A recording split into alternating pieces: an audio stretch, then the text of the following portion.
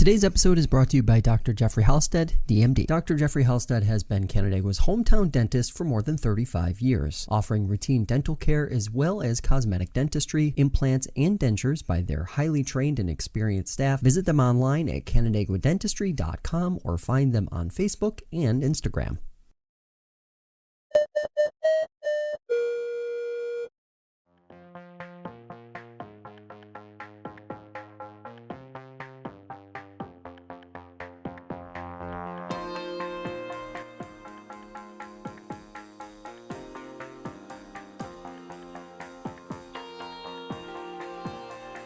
Today, we're shining a spotlight on law enforcement in Cayuga County. Sheriff Brian Schenck joins us via Zoom for our monthly check-in. Sheriff, thanks for being here today. Thanks for having me. So let's start with the open house. You guys hosted an open house in late October. Talk to us about that. How'd it go? We did. We hosted a recruiting open house last week for our custody division, and we actually had a very good turnout. It was very encouraging. We had a number of folks stop by and tour our jail and meet everyone that works in the jail. And we also had members of our civil service division there that were able to help people get signed up for an upcoming exam. So the deadline is fast approaching. So Friday, November 3rd, which is actually tomorrow, is the deadline to register for that test. So I hope that anyone out there listening, if they have time, can get that done. What do you consider a success in terms of numbers, given the kind of challenging situation law enforcement faces with recruiting in general? Like, what do you consider a successful turnout in something like that? So for the recruiting open house, I think we had 15 people come, and I think that was a success given the challenges we've had. As you mentioned, I'd actually love to see 100 people come to an event like that, but we've had events over the last couple of years where we haven't had many applicants come at all, and we've had others where we've had a full room. But I think 15 is a good solid number. What about actual recruits, applicants? When you to get that process started, what do numbers typically look like in a county like Cayuga? Recently, our exams, our patrol and our custody exams, we've been in the range of 30 to 50 applicants who've taken the exams.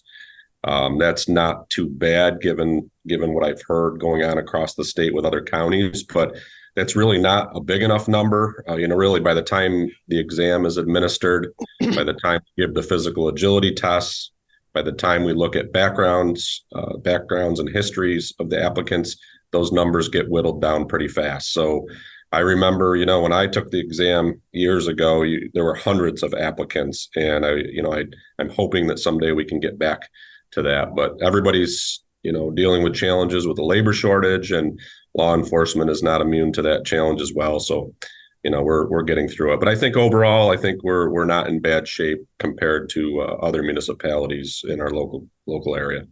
Good news for sure. Little community collaboration happening, committee meeting happening soon. What's the purpose and how does this work exactly? Sure. So we have here at the Sheriff's Office in Cayuga County, we have a community collaborative committee, which is made up of local citizens and stakeholders throughout Cayuga County that provide some advisory support to our Sheriff's Office. We meet quarterly. We discuss certain issues going on in our community.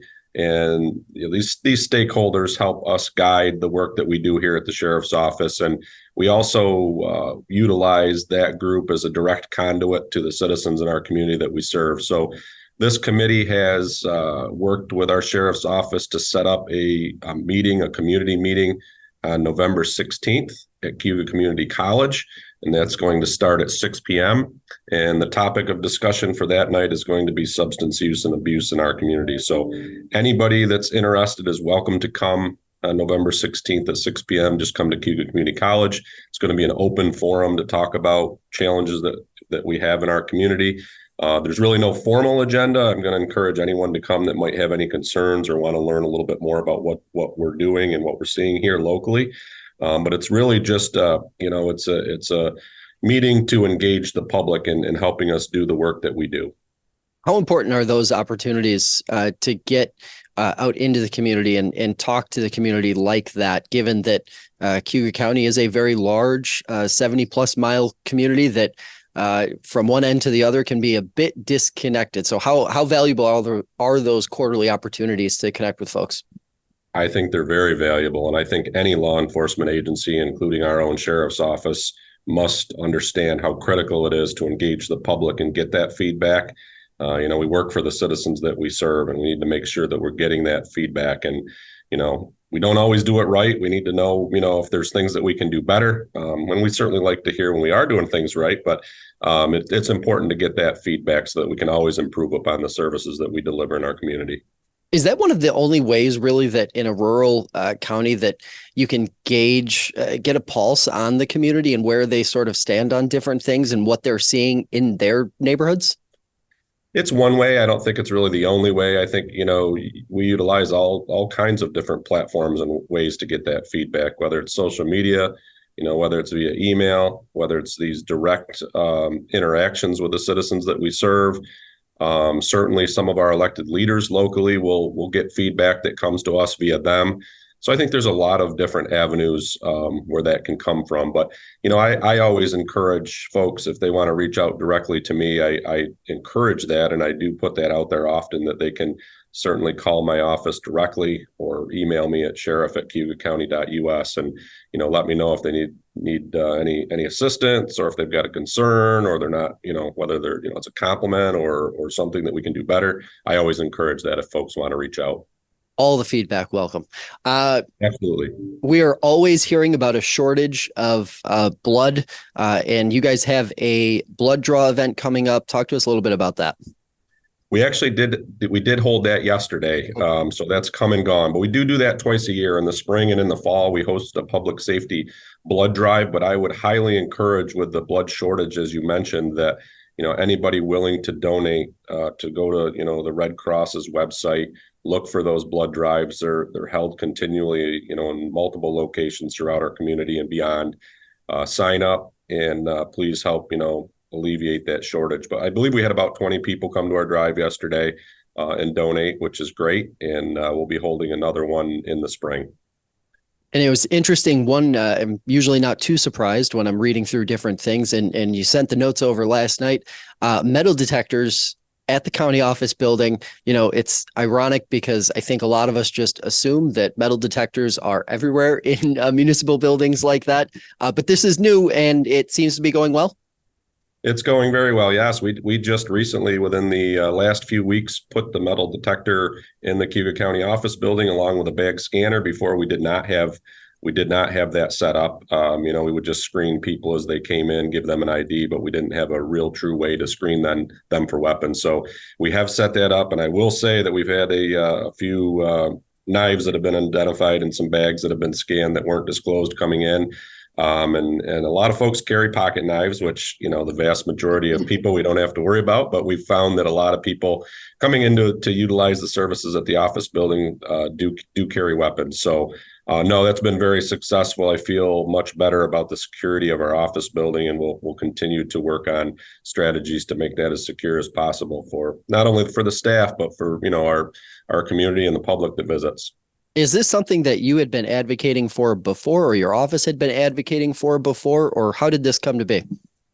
So actually, one of the legislators, Jim Basile, from the northern end of our community, really pushed this. This is something that we have wanted to do for a while, but he really was the driving force to utilize some ARPA funding that we use to purchase this equipment and implement it. But this is something that I have wanted to do for quite some time. And it doesn't impede the amount of time it takes folks to get in and out, right? It's a quick process. It is a very quick process. And I think, as time goes on, it'll get even quicker. People are getting used to the fact that, hey, I need to leave my pocket knife or whatever the case might be in my vehicle. And, or even bags. It's much quicker if you come without a bag to just, walk through the detector. But it's going quicker already. And I think as time goes on, it'll be even smoother. But it's not really hindering things at all right now. Excellent. It's budget season.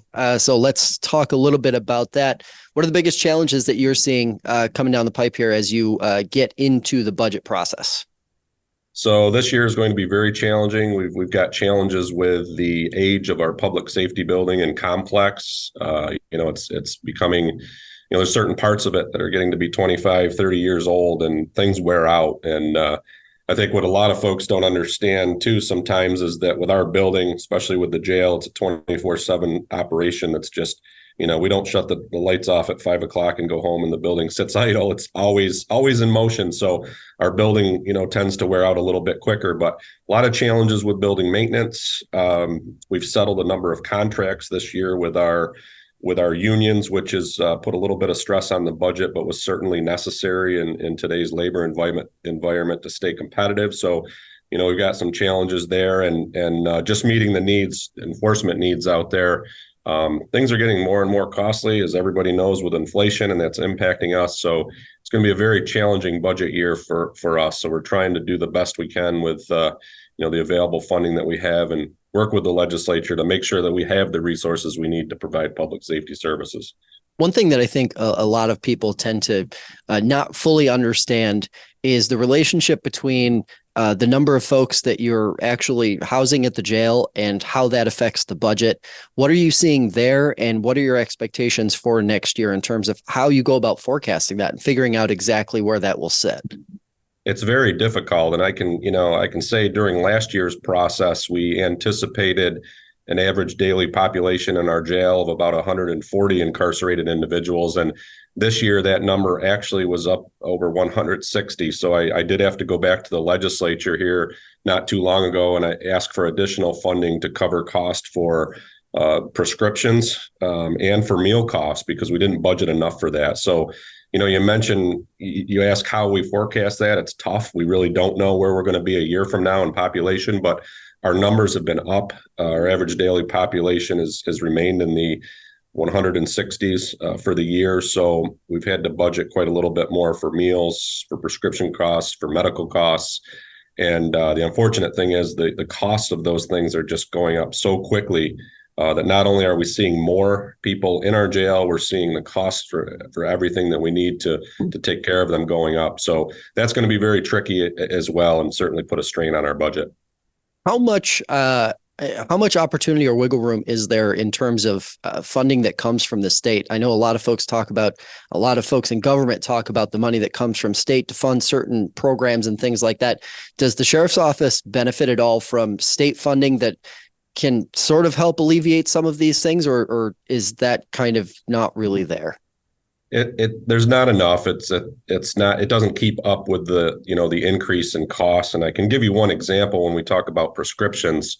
Mm-hmm. Back in October of last year, the state gave us the mandate that we needed to offer medication assisted treatment in our jail for those dealing with substance use disorders and addiction. So the state did give our community $100,000 to implement an MAT program in our jail, but for example, that just doesn't cover everything. We've got a pretty large cost for prescriptions.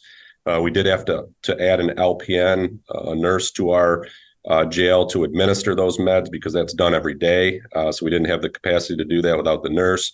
And there's some other programming that the state mandated along with that we're providing. So that $100,000, after you look at, a full-time position, the cost of medications, the other programming, doesn't quite meet that need. So, we do get some state funding, but we're just, we don't get enough to cover these costs that are going up. So unfortunately, our local taxpayers are saddled with, filling in these gaps.